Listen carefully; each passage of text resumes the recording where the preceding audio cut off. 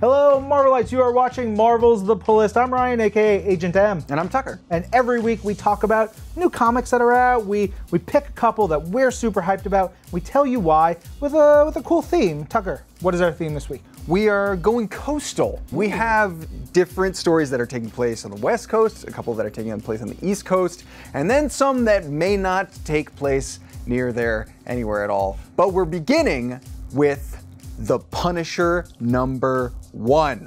We're so excited to start a kind of back to basics approach to a classic Frank Castle. Now he's back, he's got the leather coat on, and he is still just taking names. Punisher's not a talkative guy. He's not Spider-Man. He's not a guy who's gonna quip.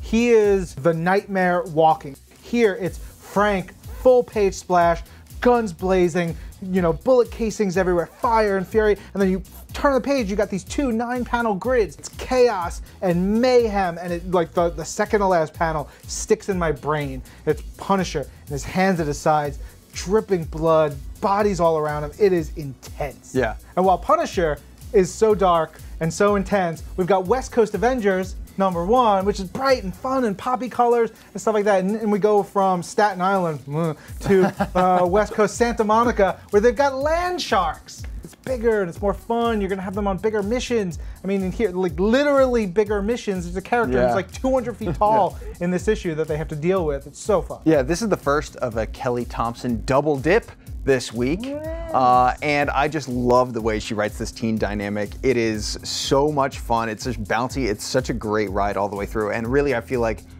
it's so good because they're so bad. Like, they're so bad at their jobs. Like, they're not a crack superhero team. Be nice.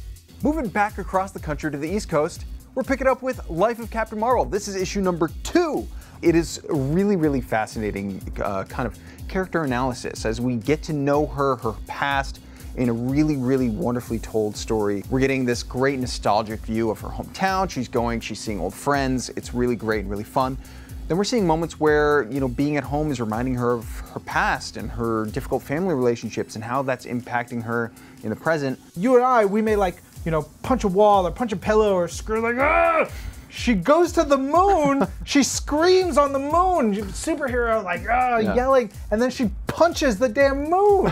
It is awesome, it's so good. That's a little bit of Beyond, but we go beyond even further with Mr. and Mrs. X #2. And in here you've got Rogue and Gambit, they're on their honeymoon. They're just trying to have a good time, Tucker. Come on. Why would you do this to them? Deadpool shows up because he's on the hunt for something that they have their hands on. I mean, he makes them frustrated with each other, with him, they fight him, it's just, it all adds up to like this crazy, chaotic thing all at the same time. They're dealing with each other, and then they're dealing with everything else on top of the story. It is so much fun to read. Yeah, one of my favorite things is the TechNet shows up. TechNet, such a weird villain group. I mean, we get this one panel that introduces them, and you've got each one has like a description, and you're just like, what is this team? It is the best. They're one of my favorites. They're so odd. If you want to learn more about the TechNet and all the comics out this week, listen to Marvel's The Pull List, the full podcast version on Marvel.com or wherever you get your podcasts. We'll be back with another episode next week. I'm Ryan. I'm Tucker. This is Marvel, Your universe.